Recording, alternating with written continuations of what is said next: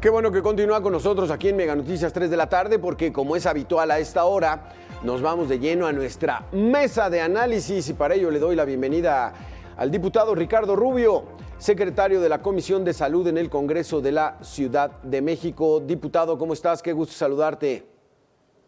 Alberto, ¿qué tal? ¿Cómo estás? Qué gusto saludarte igualmente a ti. Agradezco mucho a la producción de Mega Noticias y a ti por recibirme en este espacio. Saludos también a quienes nos están observando.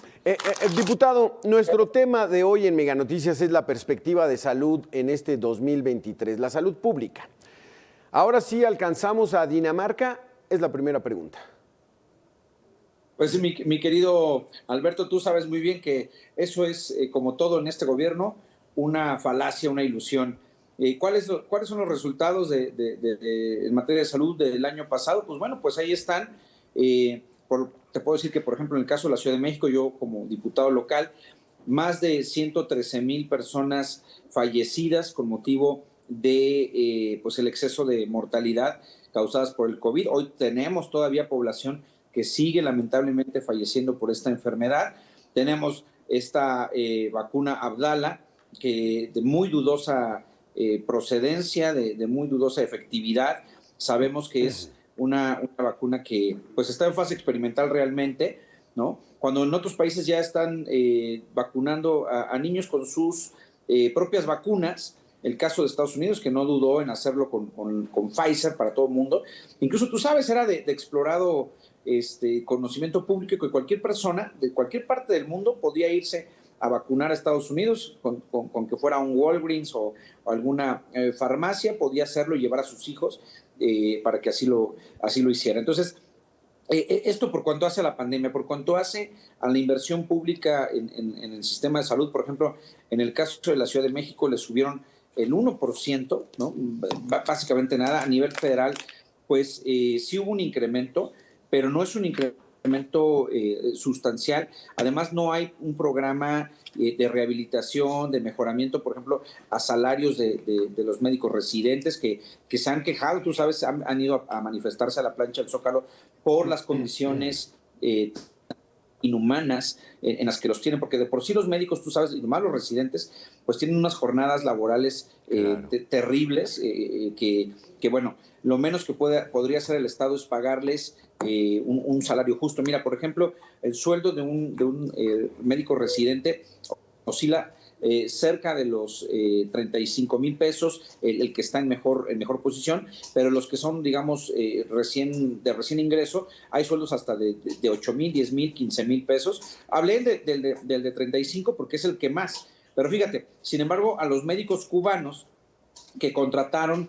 según para atender todas ser ellos la panacea, sin haber acreditado ser médicos, sin haber revalidado sus estudios, a ellos sí les están pagando a cada uno 150,000 pesos mensuales. Entonces, ahí está la gran injusticia que estamos teniendo en el área de salud. Así que distamos mucho, Alberto, de estar cerca de Dinamarca. Estamos en la necesidad real de una falta de médicos especialistas en el país y para ello hay que traer a estos médicos cubanos. La verdad es que no, Alberto, la verdad es que no. México ha sido siempre punta de lanza en materia de salud. Ha habido grandes descubrimientos que han nacido desde nuestra patria, desde nuestro país, gracias a médicos mexicanos. Aquí en México se opera en el mejor de los niveles, es decir, hay toda clase de operaciones. Alguien que padezca algún padecimiento grave sobre alguna enfermedad, incluso de estas que les llaman enfermedades raras, puede ser atendido fundamentalmente por el sector salud, pero también tenemos a los institutos nacionales que son de altísimo nivel, y tenemos, por supuesto, también hospitales de salud pública que tienen pues la más alta tecnología. Lo que pasa es que o no se les da mantenimiento o no se les da los recursos suficientes como para poderles dar continuidad a los mismos tratamientos.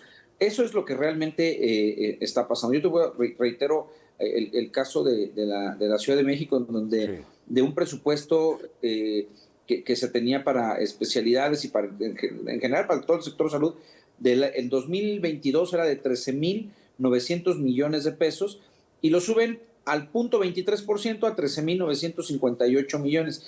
Es decir, pues prácticamente nada. Mira, los médicos de los de estas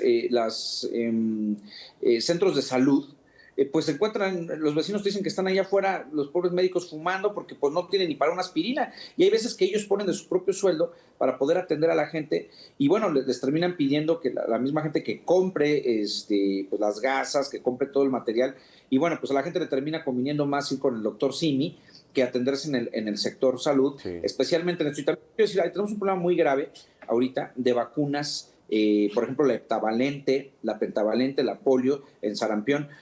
No hay vacunas y no se sabe para cuándo. No hay un solo niño en nuestro país, quiero decirte, un solo niño en nuestro país de la edad 1 a la edad 5 que tenga todo su esquema de vacunación completo.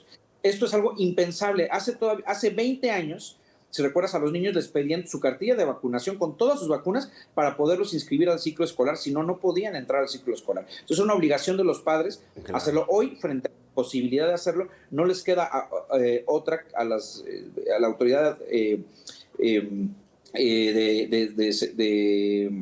digamos, educativa, pues que aceptar a los niños así como, claro, como están. Entonces es terrible que no puedan acceder ni siquiera al esquema de vacunación básico. Diputado, déjame que le demos la bienvenida al doctor Jesús Felipe González Roldán, presidente de la Sociedad Mexicana de Salud Pública.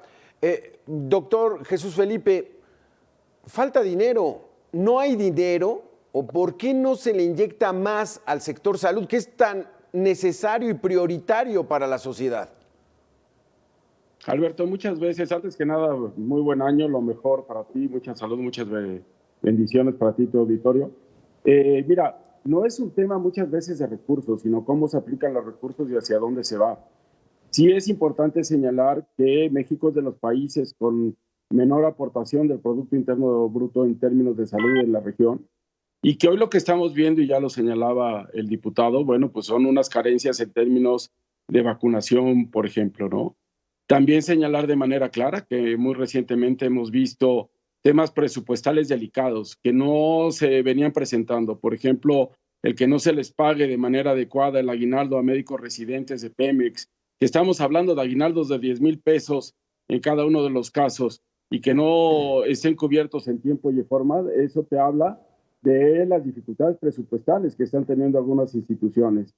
El que los médicos de uno de los dos hospitales de mayor relevancia en términos del ISSSTE, como sería el 20 de noviembre y el López Mateos, que son las dos instituciones de excelencia del ISSSTE como tal, y el que los médicos tengan que salir a protestar porque no tienen los insumos básicos para poder prestar servicio, pues habla también de que ahí hay un tema en términos de la inversión que se está haciendo en salud. Sí. Y es algo que lo que tiene que orillarnos a todos es a buscar soluciones más que estar señalando. Yo creo que aquí lo más importante es cómo podemos contribuir, porque al final está en juego la salud de la población y la vida de derechohabiencia, tanto del ISSSTE como del IMSS, como en el caso de Pemex, como también de los que reciben atención en los servicios estatales de salud o en institutos nacionales de alta especialidad, en el caso de cardiología, neurología, oncología, ¿no? Oye, doctor, pero tú dices que no es una cuestión de dinero, pero pareciera que sí es. O sea, si se le pagara mejor a nuestros médicos, se les diera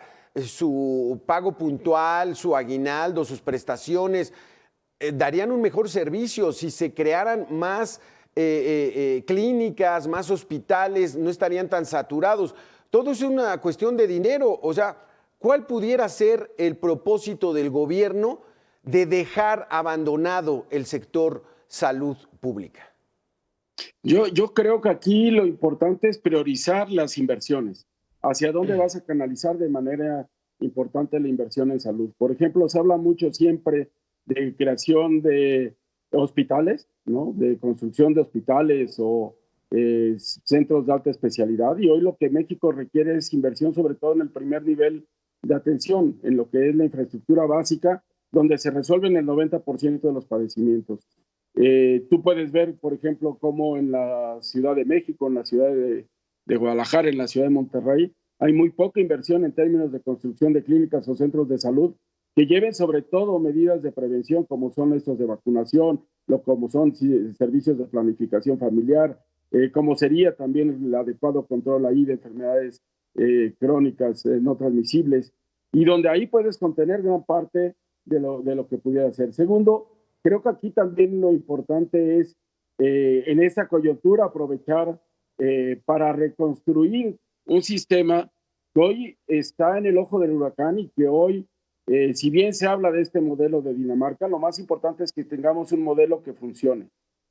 Señalar también que con todas las carencias que tenía el modelo desde hace 70 años que se genera el modelo de sistema de salud de tipo coordinacionista que existe en México, pues venía atendiendo de manera importante la mayoría de los padecimientos de los mexicanos.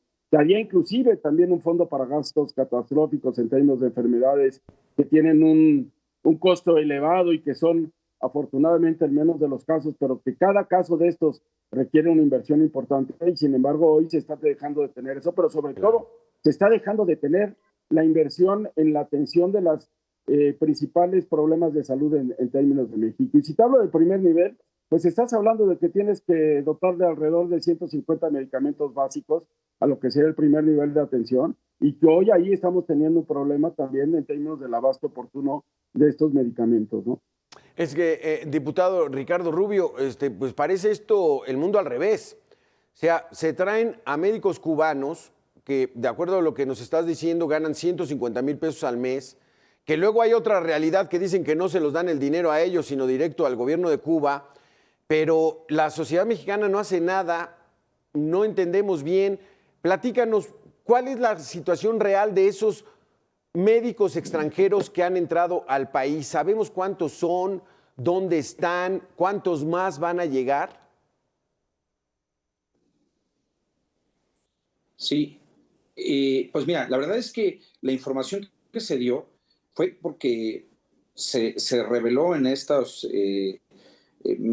Guacamaya Leaks y todas estas informaciones que han venido saliendo y que el gobierno no le ha quedado de otra más que aceptarlo. Se sabe que por lo menos eran 250 personas, 250 médicos, y por otro lado, pues decirte que esto se suma al grave problema que ha reportado el CONAPAL, en donde de 2018 a 2022 se reportó que hay una carencia en los servicios básicos de salud en la población que aumentó del 16% al 28.2%. Esto te habla de que tenemos un grave problema en la atención del servicio médico prioritario o básico. Y mira, mucho tiene que ver con la desaparición del Seguro Popular y el famoso INSABI, que la verdad es que ha sido completamente inoperante. Hay todo tipo de quejas, hay denuncias, hay problemas administrativos inclusive, y esto por supuesto te habla de la fallida estrategia del gobierno en su afán por querer modificar toda la política pública en materia de salud, pues han desmembrado lo que con muchísimo esfuerzo se venía construyendo para dotar básicos a la población. Sí. Y te voy a decir algo relevante. En lo que nosotros creemos desde Acción Nacional es en la participación público-privada. Esto ya existía, hubo un presidente que en lugar de estar gastando dinero en la infraestructura hospitalaria, porque se estaba apenas construyendo en aquellos tiempos, estamos hablando de los 60, 70, decidió que la participación fuera mixta, que quien tuviera una necesidad de atenderse en un servicio público que no fuera posible dárselo, bueno, pues el gobierno cubría los gastos hospitalarios en un hospital, una clínica privada. Hoy esto sucede en teoría, materialmente, con convenios que tiene el IMSS, el ISSSTE y demás, con hospitales privados, pero solamente para cuestiones muy especializadas y con algunos pases que les llaman. La verdad es que prácticamente estos convenios ya no existen. Sí, no, ya no. Y si el gobierno lo que quería era cambiar completamente la política de salud pública, bueno, pues vámonos entonces a hacer como en Estados Unidos, que prácticamente todo es servicios privados y el gobierno se hace responsable del cargo hasta cierto monto de acuerdo digamos, a lo que se reporta. Es que ese es el problema, diputado Ricardo. Nos quedan 20 segundos, doctor Jesús Felipe. ¿La solución es traer médicos extranjeros? Nos hablabas de la solución. ¿Ese es el camino? No, de ninguna manera. Inclusive yo te diría que últimamente han salido convocatorias para cubrir plazas. La realidad es que México forma muy buenos profesionales y el profesional médico mexicano es altamente capacitado. Lo acabamos de ver como en el Seguro Social, pues son médicos mexicanos los que hicieron el doble trasplante de pulmón hace una semana, un par de semanas. Y la medicina mexicana, cuando tú le das las herramientas y los elementos al personal de salud, estamos al más alto nivel, tanto en la parte de epidemiología, de salud pública, de cardiología, de neurología.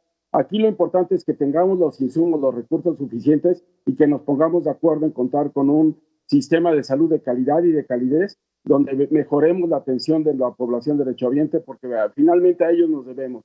Y en el momento que tengamos mejores niveles de salud de nuestra población, vamos a ser más productivos, vamos a ser más contentos y finalmente vamos a poder rendir mejor en términos hasta de productividad.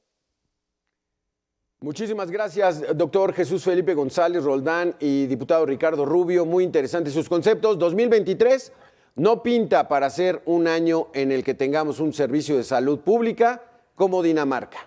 Para eso falta todavía tiempo. Es el resumen con el que me quedo. Muchísimas gracias a los dos por haber estado con nosotros. Muchas gracias, Alberto, y a tus órdenes. Gracias. Saludos a todos. Feliz año. Ahí está el asunto. ¿Usted cómo lo ve? ¿Va usted a la clínica? Hay muchísima gente, los doctores están saturados, no hay medicamentos, el servicio es muy deficiente, no hay prevención. Estamos ahorita actuando de manera reactiva, alguien ya que está enfermo entonces, pero ¿y la prevención? Los programas para evitar que las personas se enfermen, de eso no hablamos. Con esto y mucho más, regresamos en 2 minutos.